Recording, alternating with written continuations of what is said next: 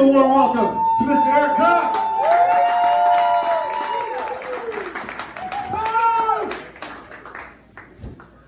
I officially have 2 jobs. You used my likeness today, so you have to at least give me some money. Well, you're paying, so. Oh, that's true. So you'll just get less. No, so it's hard for me as literally this is my first time and I gotta follow that. These guys are hilarious. We have shows all the time for these guys. You guys need to come out and see them because I've heard all those, and they have hundreds more, hundreds. So I was thinking today, like, this whole Make America Great Again thing, that's kind of a good idea. You know, we've been doing it, whether you like one side or the other. I still think it's a pretty good idea to try to maybe make America great again. So I got to thinking, when did we, when weren't we great? When was the rock bottom? What happened? What happened? There had to have been a rock bottom, and then we're like, oh, we got to get better than this because this is embarrassing. So I thought about it for years, because that's all I do is think about stuff.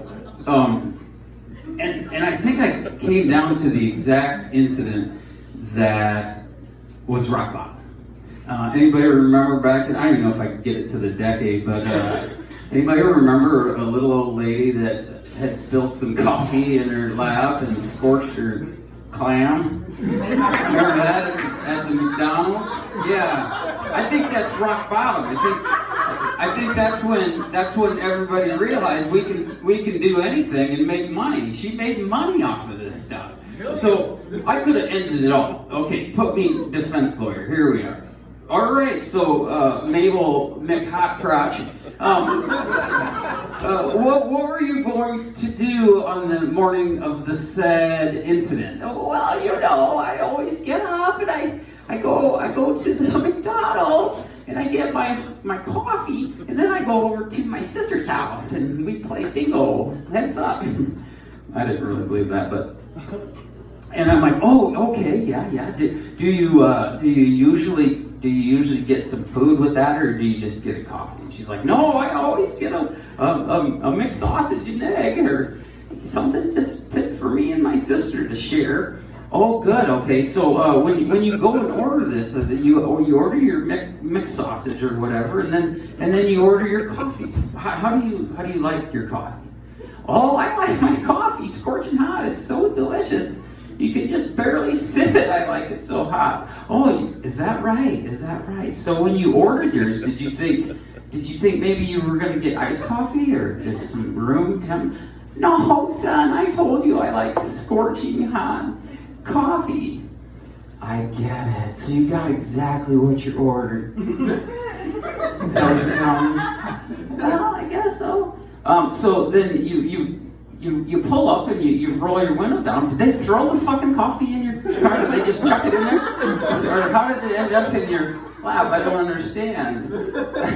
Well, I usually take the first sip while I'm pulling out. You're driving distracted? With all the shit we got going on, you're driving distracted. And you're I just don't understand. So don't you think maybe that was a rock bottom? It just case dismissed. Lady, you got what you asked for. I gotta squeeze this one in because I didn't think you'd be here, but Jack wanted me to tell this. Somebody come in the other night and they made a bet, an eating contest about it, that I can eat this whole pizza. I can eat the whole thing. Jack said you can eat the whole thing. Because we couldn't even hardly talk him into eating one piece. He was so fucking drunk. So he got a couple pieces down, and then he kind of sobered up, and he hit cruise control, and he hammered the whole thing down, and they got to talking later, and he told Jack, he goes, well, I am high. You're high? What do you mean you're high? You can't get in the food eating contest when you're high? That's like the Russian women shot put team cheating type of stuff. You can't do that. Coming up after Skylar, which has been here before, is a good buddy of mine.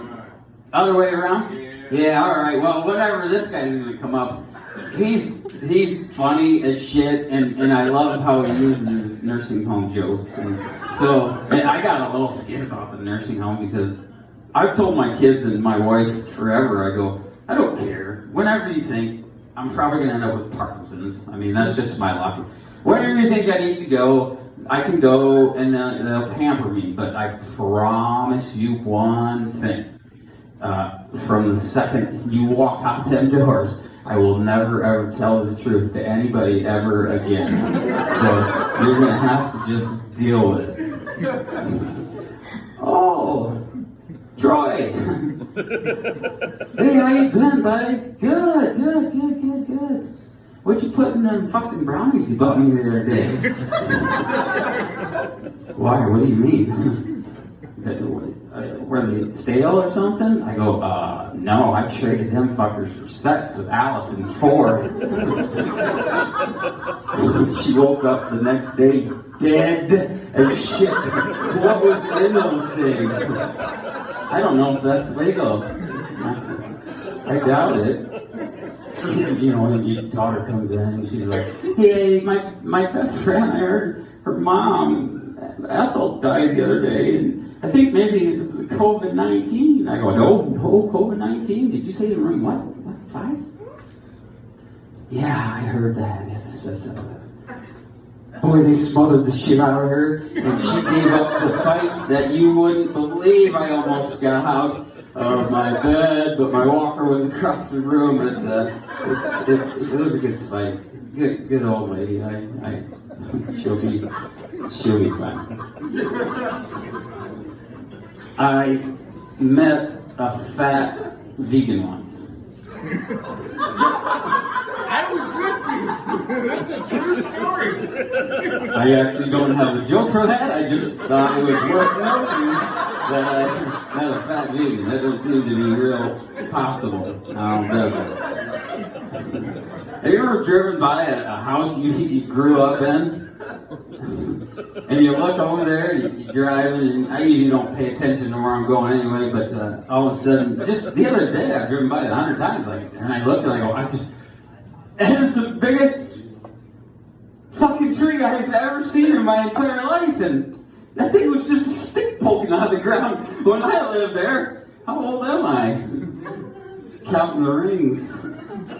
You doing good on time? I gotta tell one, do I got time for a couple?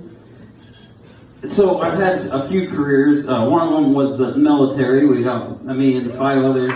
We joined at the same time. We all went at the same time. Me and 5 others, that's 6. That's the second time my wife has heckled me in the 4th show. Yeah.